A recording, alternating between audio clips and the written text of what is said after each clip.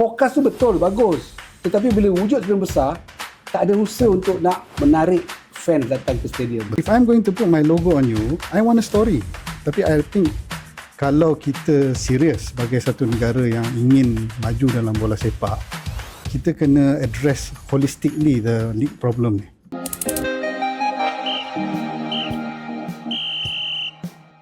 Assalamualaikum warahmatullahi taala wabarakatuh dan salam sejahtera kepada semua peminat-peminat sukan tanah air.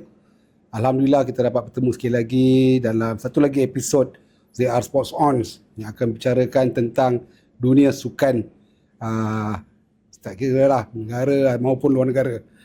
Kali ini kita agak berbeza sedikit. Kita tidak ada pemula sukan ataupun legenda sukan. Cuma ini legenda yang tidak didendang. Dia mempunyai ilmu yang agak berpatutan untuk dikongsikan bersama dengan semua. Yang mana sekarang ni kita, dan bukan sekarang ni saja, dah jadi macam satu turun-temurun dah. Isu pasukan-pasukan ataupun kelab dengan tidak bayar gajinya, tak cukup duit, kelab dibuka setahun, 2 tahun lepas tu ditutup, kelab dia tak dapat lesen dan sebagainya. Yang mana benda ni tak pernah berlaku sewaktu zaman semi-pro ataupun zaman amatur dulu. Tapi bila kita beranjak ke satu era yang kita terpaksa ikuti, apa suka tak suka kita kena ikut juga pada darah masa. Macam mana kita pakai handphone, macam mana kita daripada taksi naik Grab. Itu juga bola sepak sekarang dah bertukar.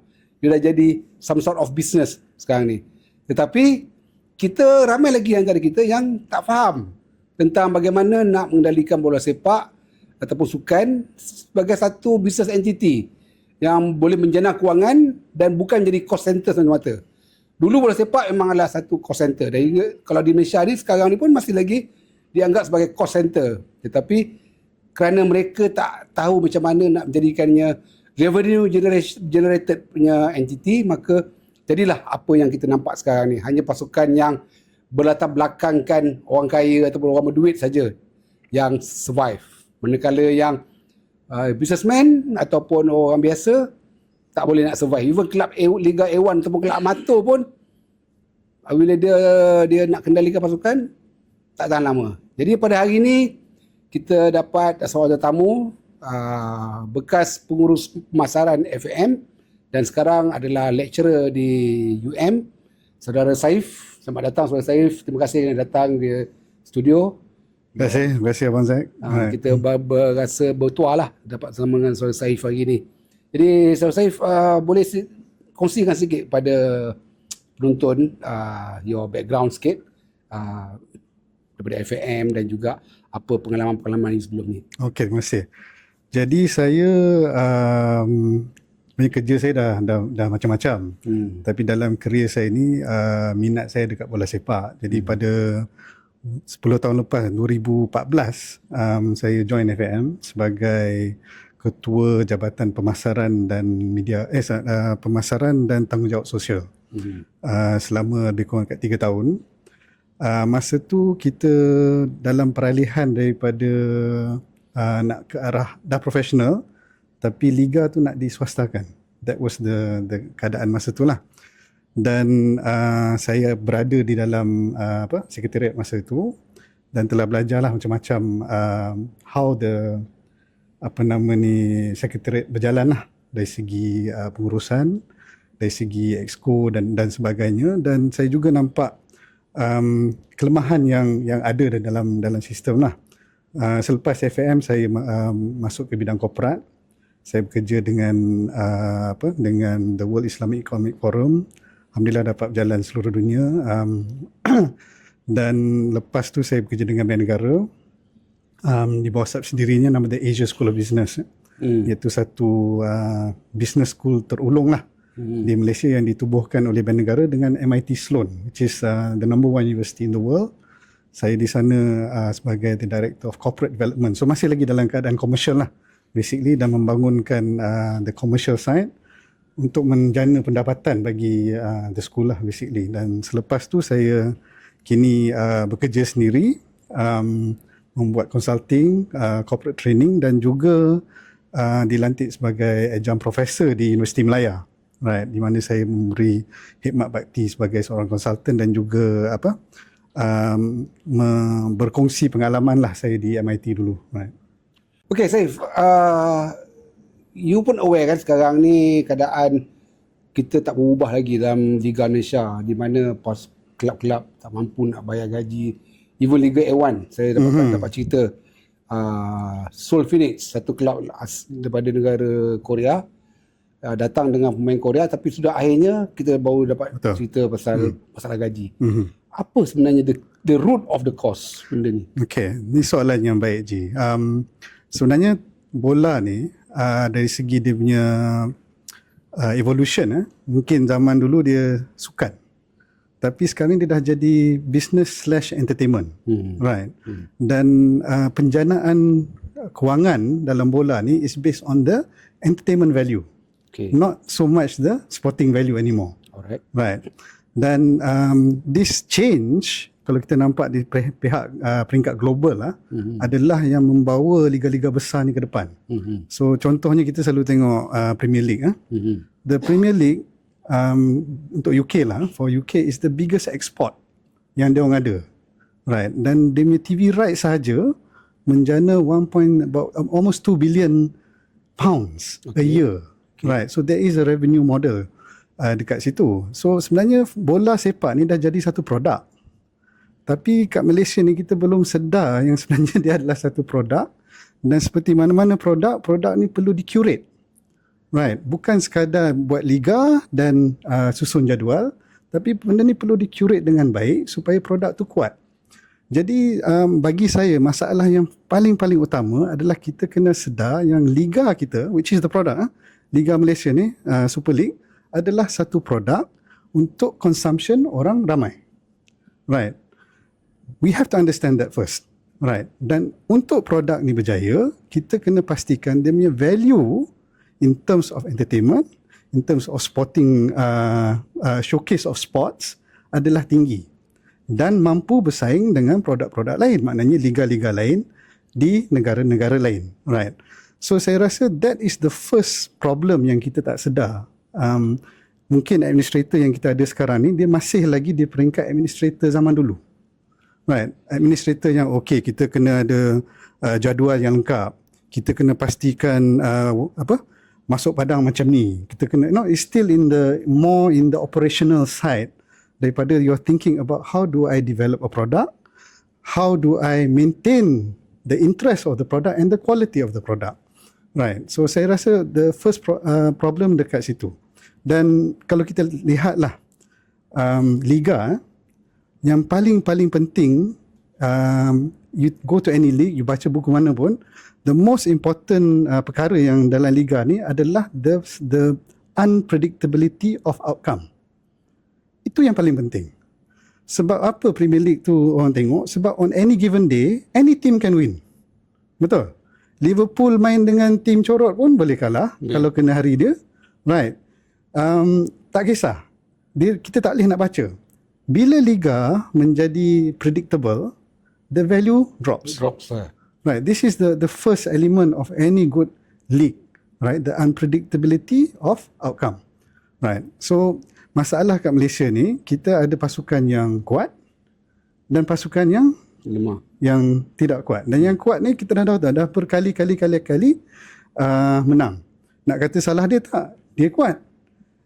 Mungkin salah yang lain yang tak boleh tak mampu bersaing. Tapi that is, if you tengok dari segi satu pasukan, benda ni pernah berlaku di Bundesliga for example. Bayern Munich every year dia je menang, betul. So that's why dia sedikit mundur berbanding dengan liga-liga lain dalam the top 5 leagues kat Europe ni, because macam mana pun first or second. I think the past 8 seasons only season lepas ni tak menang kan. So the commercial viability of the league tu tak seberapa. Dan untuk menjadikan competition tu kuat, adalah bagi saya tanggungjawab pihak liga, bukan pasukan. Because the teams that play, right, make up the actors dalam liga ni. Tetapi jika orang kata the playing field tu tidak membantu orang lain untuk menjadi kompetitif, dia akan menjadi satu kesusahan seperti apa yang kita nampak sekarang lah, right. Itu masalah yang pertama. The unpredictability of outcome di liga kita memang susah sikit lah. Macam JDT sekarang dah 15 game, 15 game menang sebenarnya. Memang kita dah tahu dah. Tak payah nak cakap apa lah. Memang akan champion lah. Yang mungkin masuk Piala FA, Piala Malaysia on a cup basis ni mungkin boleh kalah lah. Tapi kita nampak memang kalau tak ada apa-apa memang dia akan menang lah, right? So bila tak ada bila predictable, orang dah tak nak pergi stadium. Nak tengok pun macam halah tengok apa-apa. Betul? Dah tahu result. Tak tahu result. Kita nak tengok sebab kita tak tahu. Right. So that is one. Secondly is the quality of play. The competitiveness of the teams. Again, kalau satu team tu kuat dan dia tahu kita akan menang dan kita tahu the level of play ni, macam tengok satu team ayamkan team lain pun tak ada value sangat. Betul? So again, as a product, the Malaysian League ni belum sampai satu peringkat di mana dia adalah kompetitif dan menjadi satu produk di mana orang nak tengok hari-hari. Okay, that's the first issue, right? The second issue is because the product the competitiveness ni kurang, maknanya eyeball pun kurang, minat pun kurang. Betul? Di dalam masa sekarang, sebenarnya the hype around football ni adalah lagi besar daripada the match itself. Saya bagi contoh. Berapa kali lah tengok contohnya the big game. Kita take the Premier League for example lah, ataupun even local league. Kita tahu mungkin last weekend ada match United lawan Arsenal. Okay, match tu 90 minit je. Tapi the hype around the game tu is massive, betul tak? Kadang-kadang hype tu lagi best daripada game tu sendiri. The game, yeah. Right. Yeah. Kadang-kadang World Cup final, World Cup matches, FA Cup matches kan. Game lah 0-0 draw bodoh je. Tapi dia punya penceritaan di around the game tu sangat tinggi, right? So kalau kita tengok kat Malaysia ni, banyak podcast tak cerita pasal game pun sekarang ni. Cerita pasal politik bola, cerita pasal skandal bola, cerita pasal people dah lose minat dengan actually what happens around the game. Ada satu masa dulu kalau kita tengok fans kan, the perbincangan dia was around players. Oh, player ni apa nak jadi this right. Sekarang dah tak ada sangat dah. Right. So the value of the league also in terms of the hype or hypeability pun dah kurang. Right. So we have these problems and saya rasa kita belum sampai ke peringkat kita macam mana kita nak curate this product supaya dia mengenerate satu interest yang tinggi, dia tetap kompetitif, dia unpredictable in nature supaya minat tu banyak. Dan bila ada minat, bila orang akan tengok, dia akan menjana the biggest revenue maker which is TV rights. Okay. Bola sepak ni Haji, sebenarnya dia, kalau kita tengok sejarah dia, the Premier League 1992 bila start tu, yes, dia naik disebabkan oleh TV rights yang besar. Right. Dan this is a global trend. Right. Kita pun terikut kat Malaysia ni. Kalau bagi saya lah, zaman kegemilangan kita in terms of business was zaman 2010 to 2015 macam tu. Di mana Astro dulu mengendalikan commercial rights liga. Sebab apa? Sebab Astro was the broadcaster and they create hype. Yes. Dia ada banyak show masa tu. Ingat tak? Ada bola, mamak lah, apalah semua. Betul kan? Yes. So interest tu tinggi. Interest tinggi generate a lot of interest dalam crowd. Orang nak tengok bola, Betul. Orang nak tengok bola, orang bayar lah Astro dia punya sports package kan. Sports package Astro tu dapatlah dekat FAM. Betul. That is the money, the bulk of the money. And kalau kita tengok about 80% of football revenue selalu datang pada TV. 70 to 80%. The other 30% ni datang dari sponsorship, datang daripada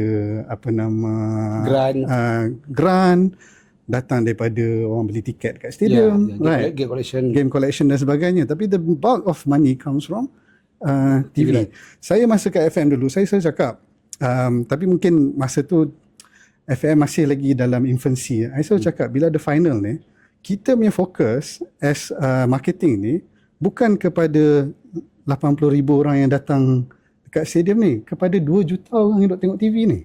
Yes. Right, because the 80,000 people in the stadium, of course there is an experience for them. Tapi dia datang tu dah experience dah.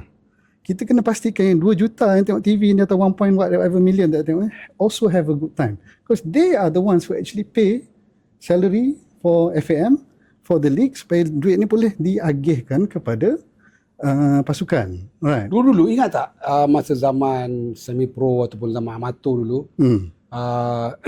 untuk TV nak siarkan live, dia ada contradiction tau. Kalau dia tunjuk live, orang tak pergi stadium. Betul. Kalau dia tak tunjuk live, baru orang pergi stadium. Pada pandangan dia orang. Betul. Maknanya bila you sentuh tentang TV rights, FM pun dapat earn daripada TV right, fokus pada 2 million people yang watching the TV rather than focusing more on fan yang ada kat stadium. Maknanya benda dah berubah sekarang. Betul. Tapi apakah mentaliti mereka tu masih lagi zaman kalau tunjuk TV orang tak pergi stadium. Dia kan masih dua itu lagi. Dia reality.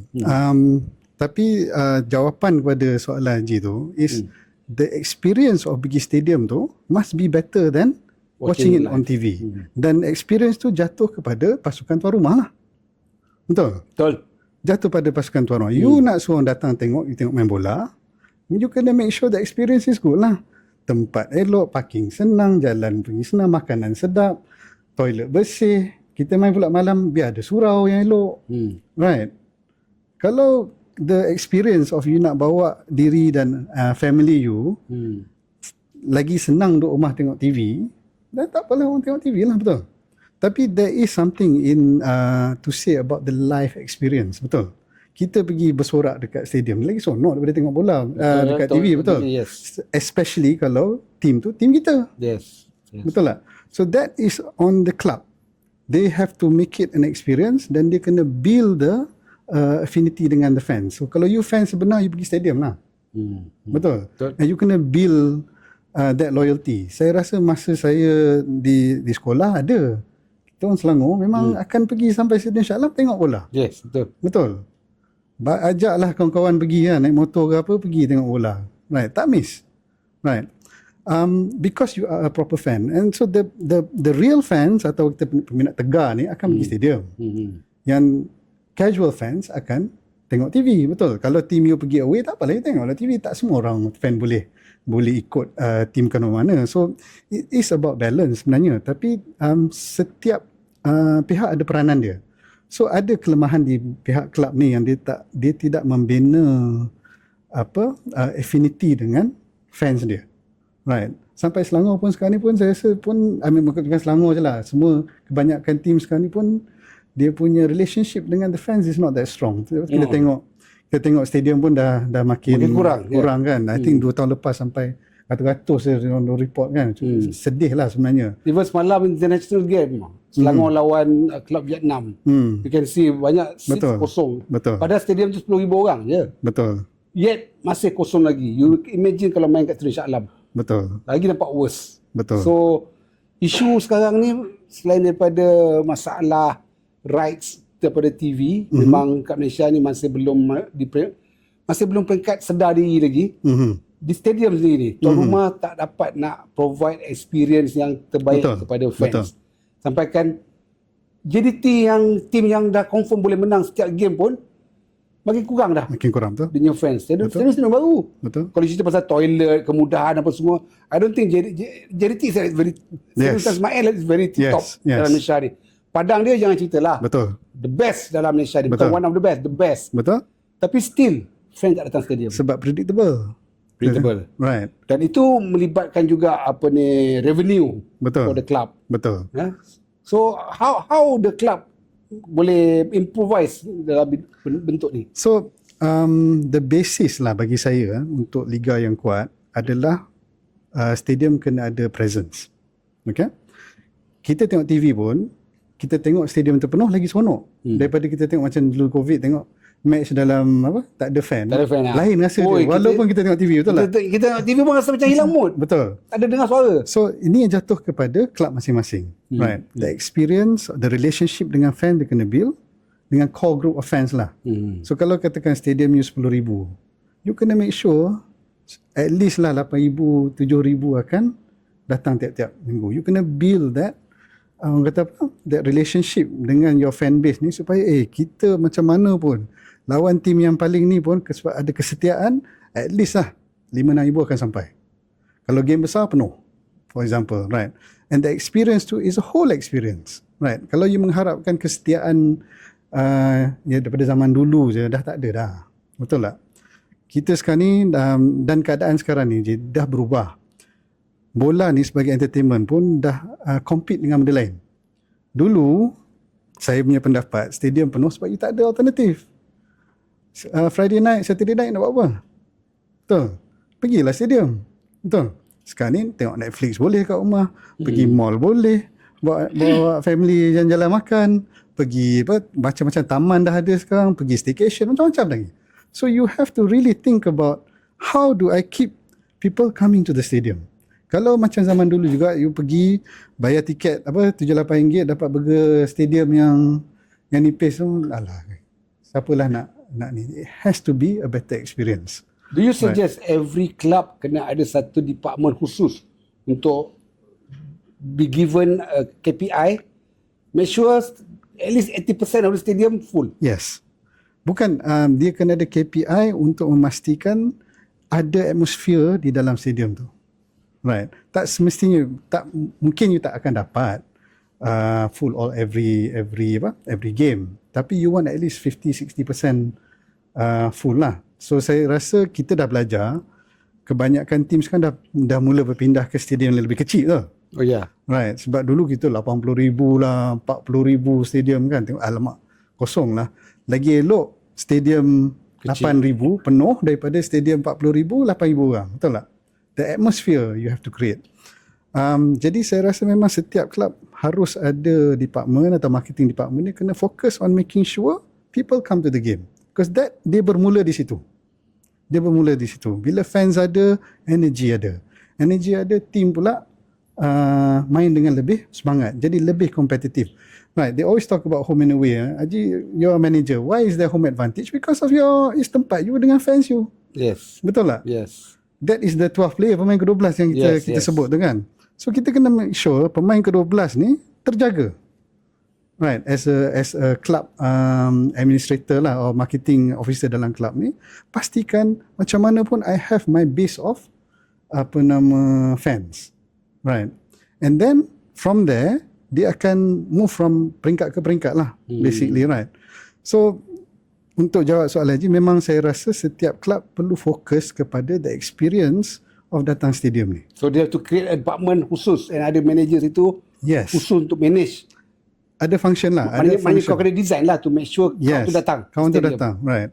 And maybe not only just to watch football, but to have a experience at the stadium. Yeah, datang outing keluarga. Yes. Okay, kita tahu game ni Friday night. Pergi stadium, bawa family, ada makan yang elok sebelum tu. Betul tak? Yes. Proses nak masuk tu smooth. Kan? Ada mungkin, orang Melayu suka gerai-gerai, whatever it is, right? There is a whole experience. Bukan you datang tengok bola je, you balik tu macam, best gila, spend time dengan family. Sama macam kita bawa family pergi mall. Betul? Challenge kat Malaysia ni adalah the heat sebenarnya, panas ni. Betul? Kita tengok stadium ni melekit sikit panas kan. So memang susah sikit dari segi itulah. Tapi you have to be creative lah. Contohnya dekat UK, kalau you perasan, match day, Haji pernah duduk kat UK kan? The match day is a whole day. Betul lah? It's a whole day. Maknanya you datang awal, you duduk kat stadium, ada entertainment kat stadium. Yes. Betul? Yes. Ada makan dekat stadium dulu. Once you dah masuk tu, makan pula sedap, elok. Betul tak? Lepas tu bila game dah dekat kan, baru you sit down. Right? You enjoy the football game. Kita balik, you happy. Right? Kita ni memang datang, kalau fan Malaysia dah datang je sebelum nak nak start tu. Right? Lambat sikit pun tak apa. Janji tak payah bersesak. Betul tak? Dapat tengok, half time pergi cari burger, masuk balik. Habis. Kalau menang, stay sampai habis. Tak menang, cabut. Satu bagus je dekat UK ni. Mungkin diorang dah level mature. Betul. Kan?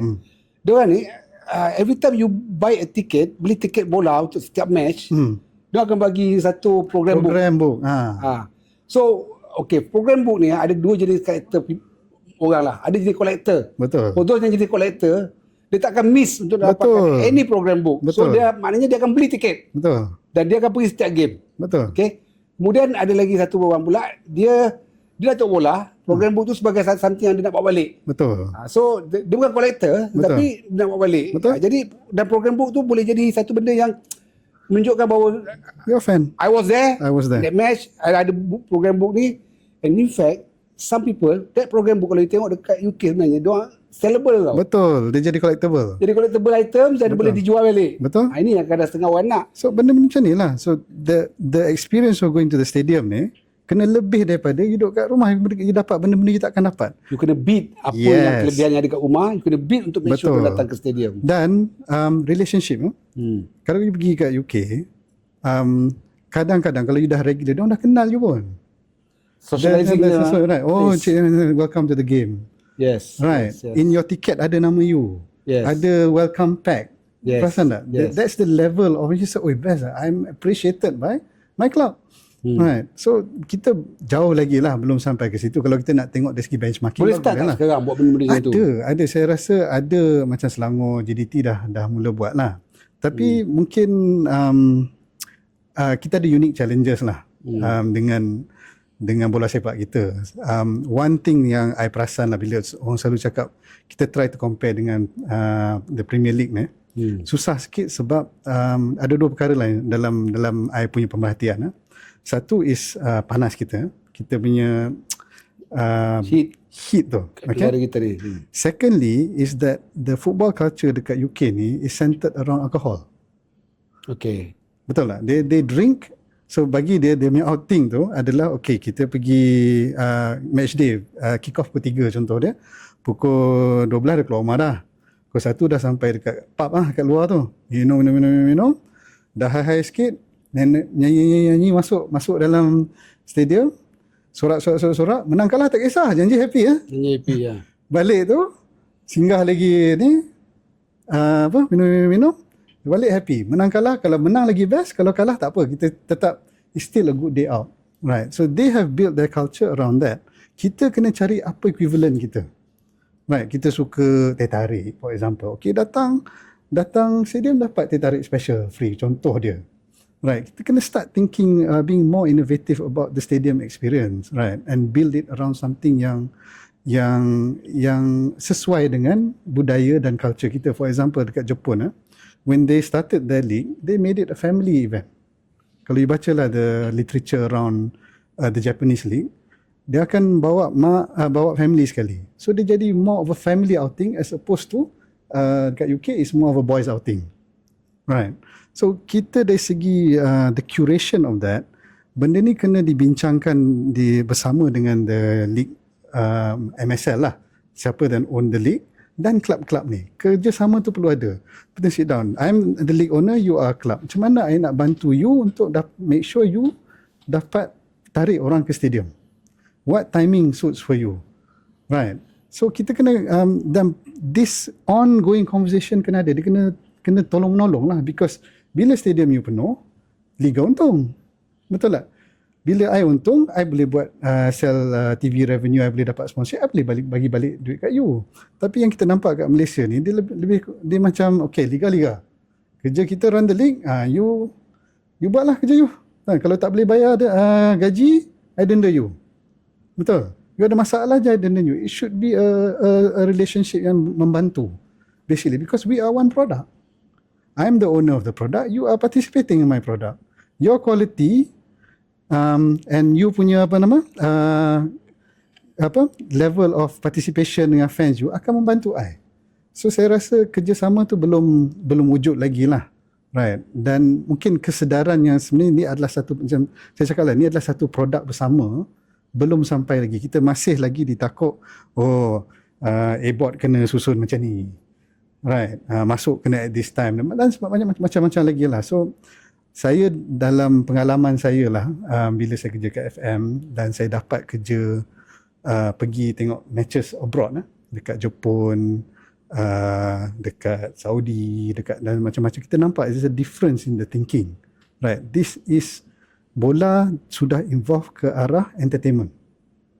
Right, dan kita harus sedar yang the administration of football kena ke arah situ juga. Right. Okay. kita dah sentuh tentang gig collection, fan ke stadium, experience of the stadium, also TV rights punya contribution to the club. Memang penting adanya fans yang ramai ataupun numbers of fans di stadium dan yang watching di TV mestilah mencapai satu level di mana private company berebut nak sponsor. Sebab produk dia akan kelihatan pada mata fans, sama ada di TV maupun di stadium. Okay. Tapi elemen ni nampaknya saya nampak masih lemah lagi dalam kelab-kelab ni, di mana mereka cuma hanya sekadar mengharapkan logo sponsor tu dibaju saja. Betul.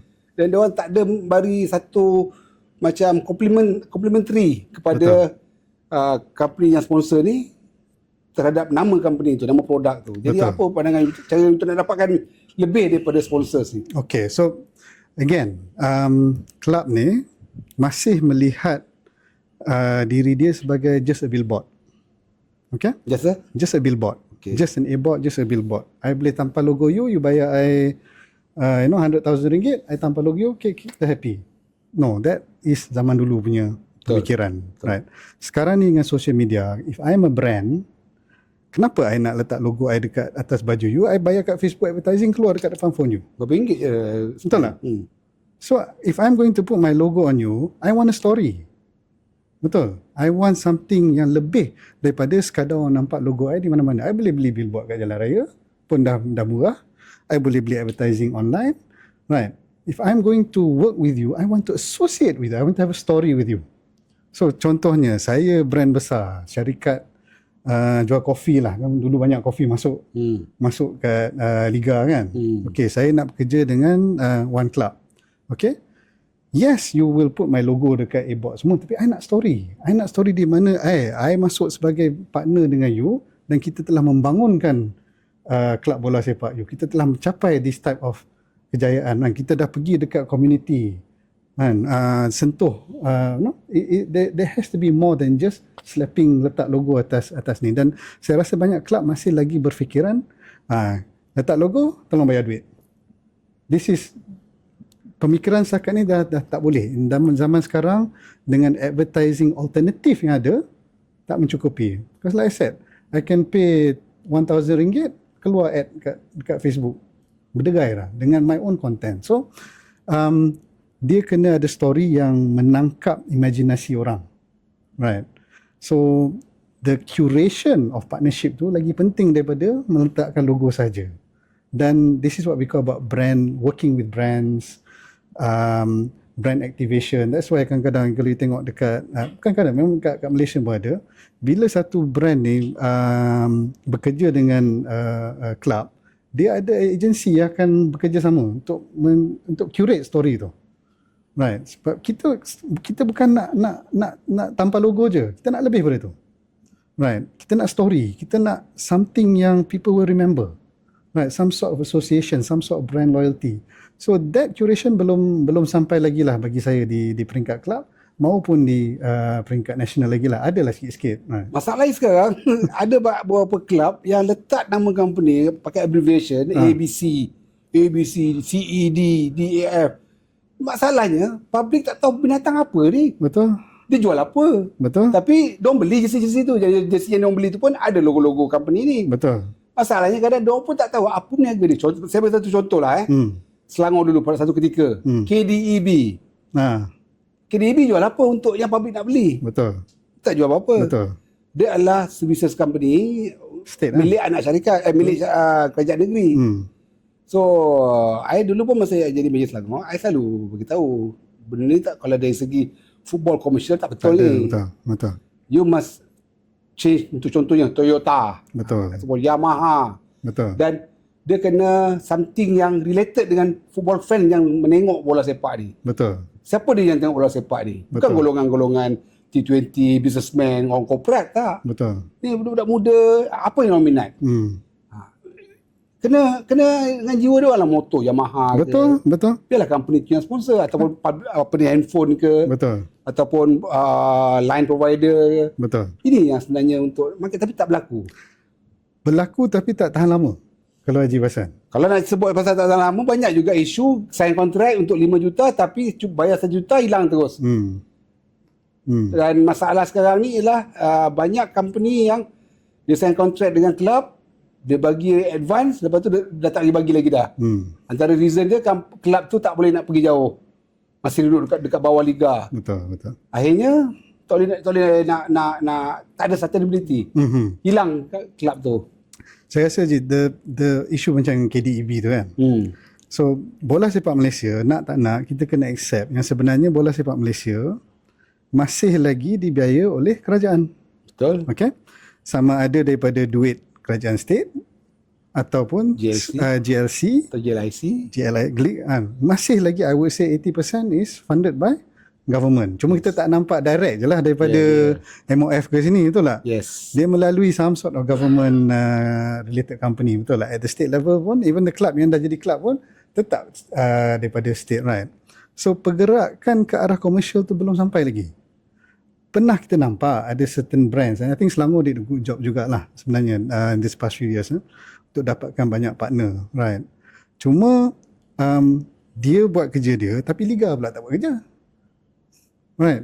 Liga pula macam alah kita dah tahu siapa akan menang, tak kompetitif and predictable. So semua benda has to come together sebenarnya, right? So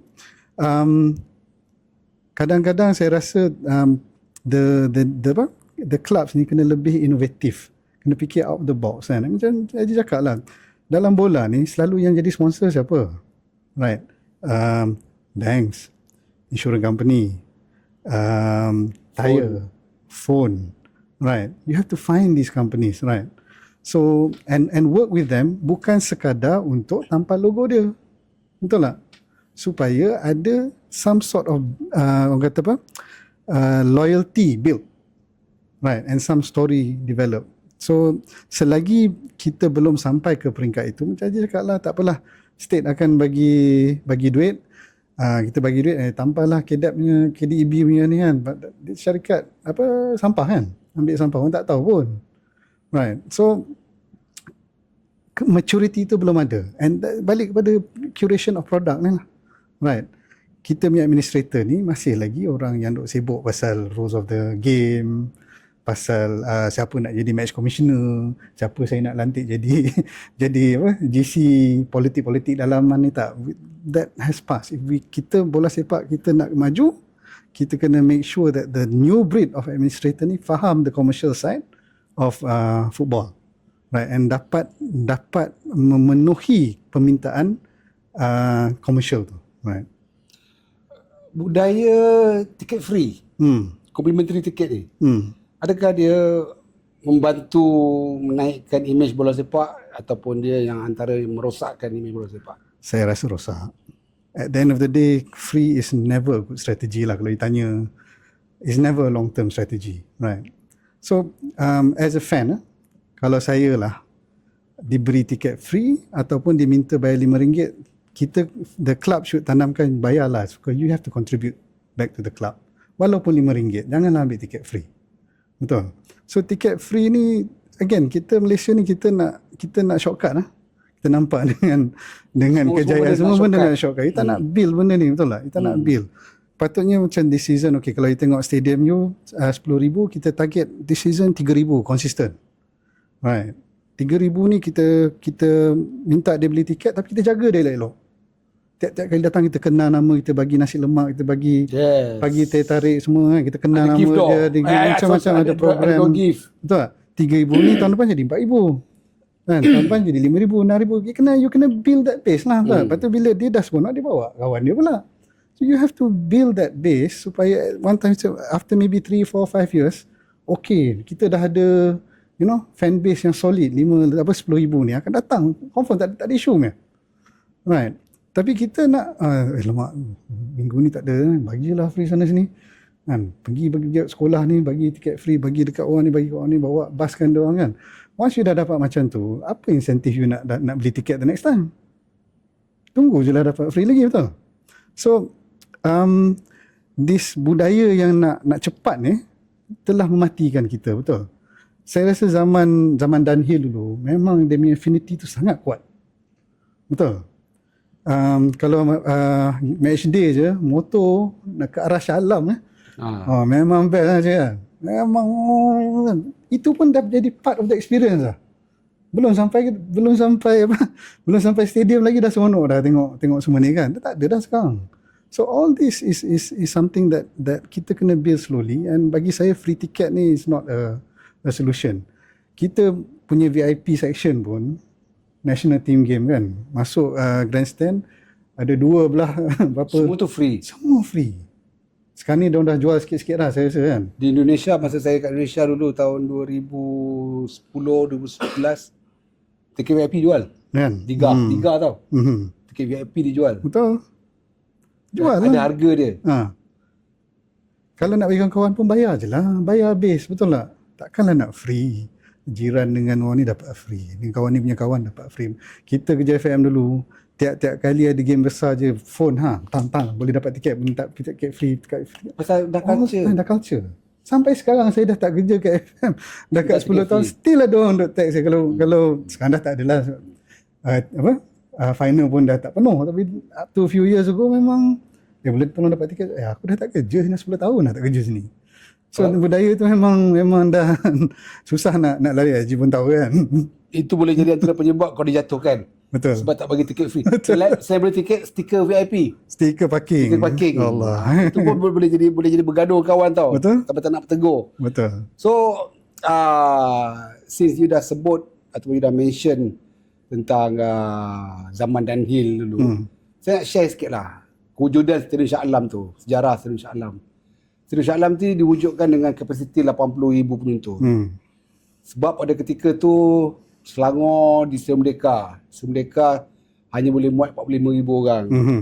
Dan zaman tu, dari zaman sebelum daripada zaman Muqtadari lagi, jarang nak tengok stadium mereka tu ada kursi kosong. Mesti penuh. Baik Selangor, baik Malaysia. Zaman tu saya tak sempat. Okey. Susah nak tengok. Kebanyakannya yang berlaku ialah ramai orang kat luar tak dapat tiket.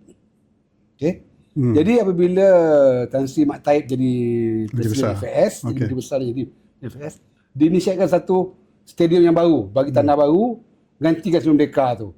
Jadi besarkan dia, buat 80,000. Tu tak apa jadi. Masa saya mula-mula jadi pengurus Selangor, ada satu ketika semi final Piala Malaysia. Selangor lawan Terengganu di Stadium Shah Alam. 500 orang datang. 80,000 kapasiti stadium, hanya ada 500 orang dalam stadium. 300 saja yang bayar. Lagi 200 tu yang free. Complimentary tiket. Okay. Imagine dah satu tiket RM10. Macam mana? Padahal dah dibesarkan stadium tu. Maknanya apa yang saya nak sampaikan ialah fokus tu betul, bagus. Tetapi bila wujud stadium besar, tak ada usaha untuk nak menarik fans datang ke stadium. Betul. Waktu saya di Indonesia, paling bodoh pun dia orang buat, bila time rehat, dia orang buat competition. Cabut nombor, okey. Dapat dia. Pergi ke tengah padang. Ambil sepakan penalti ke apa, semua orang tengok. Sonok lah. Betul. Jadi semua orang akan tunggulah. looking forward. Looking forward. Nombor tiket dia dipanggil untuk masuk. Tak ada lah. Dia pun dalam masa 15 minit, bukan yang ramai dia boleh buat pun. Betul. Maknanya ada something. Betul. Event. So, kelab-kelab ni perlu mewujudkan satu elemen looking forward to come to stadium. Yes. Looking forward. Mungkinlah kalau ikut budaya Malaysia ni, kau buatlah motor show ke waktu siang sebelum game tu kan. Betul. Dekat bahagian parking tu, satu section tu, buat motor show, tarik anak-anak muda ni datang. Betul. Habis motor show tu, kau masuk stadium. Kau nak buat daripada pagi, buatlah macam funfair ke or whatever. Betul. Let them come to the stadium. Alalang dah dekat stadium, kereta dah park, takkan nak balik. Betul. Terus masuk stadium Malang Garang. Betul. So for that weekend, they'll spend masa di stadium. Yes. This is another way untuk ni. Okay. Cerita pasal diorang punya complimentary kepada sponsors. My experience, kelab ni bila dapat sponsor, dia cuma letak nama sponsor dekat baju. Betul. Dia tak ada langsung tanya dengan sponsor, do you want this player to appear? How many times a year you want them to appear to promote your product? Sebab tadi cerita pasal I want story. I give you money, I want story. Saif, zaman waktu I mengurus Selangor dulu, kita memerlukan dalam 5 juta. The most lah. Tahun bila ni 5 juta? 2009. Okay. 5 gaji player pun masa tu pun RM12,000, RM15,000, paling mahal RM15,000. Okay. Dengan flight ticket, dengan hotel apa semua. So that much lah. Not more than 5 million pun. Kadang 3 juta itu cukup. Itu untuk jadi champion. Sekarang ni nak jadi champion not less than 30 million. Yes. You go around tanya company who can sponsor me 30 million? Tahu kan. Nobody. Betul? Dan bila disebut tadi ada alternative way of advertising the product menggunakan social media semua, which is much cheaper. Betul? Even cheaper daripada advertising TV. Betul? Zaman TV dulu. Betul? So why must I go to you Betul? 30 million when I can not even a million? Betul? Hari-hari orang tengok every Betul? product. Betul?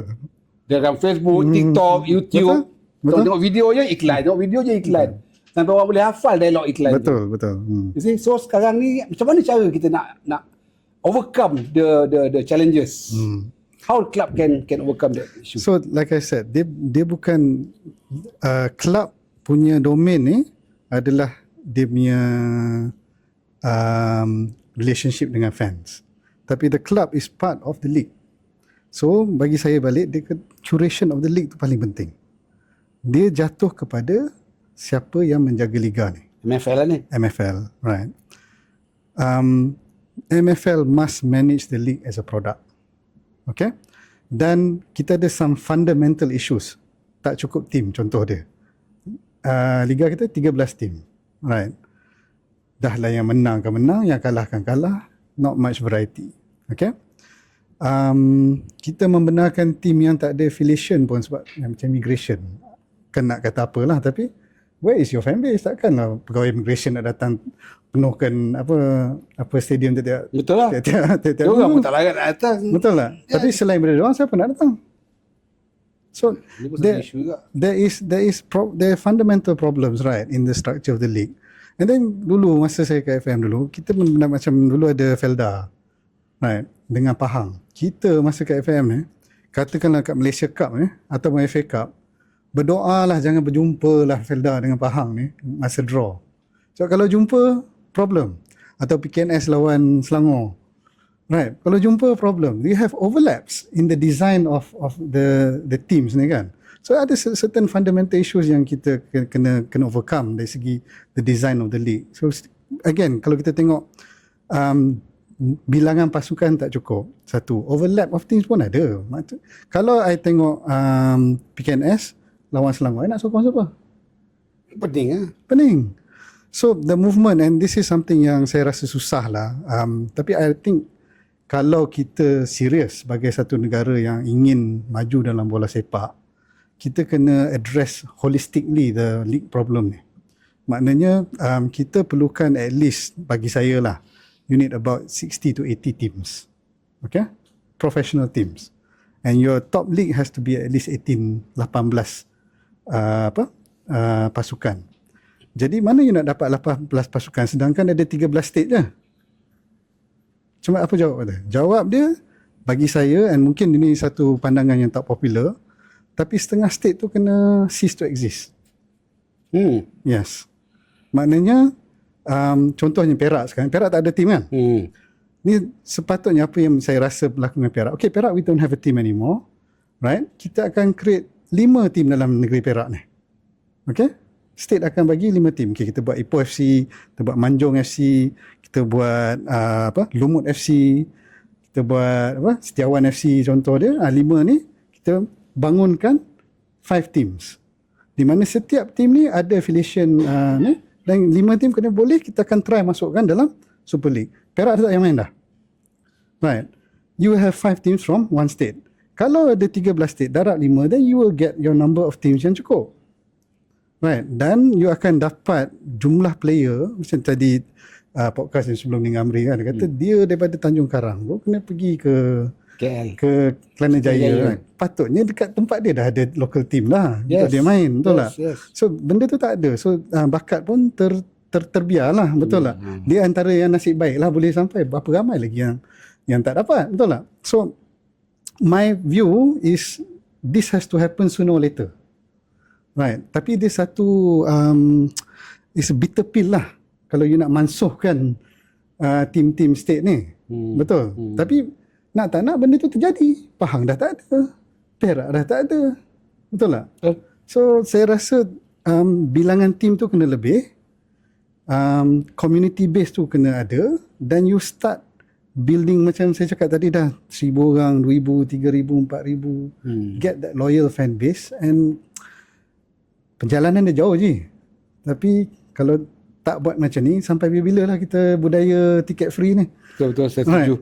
I think kita bertemu sekali lagi dalam episod yang dalam segmen yang seterusnya. Kita berehat seketika untuk beri laluan kepada pasukan teknikal.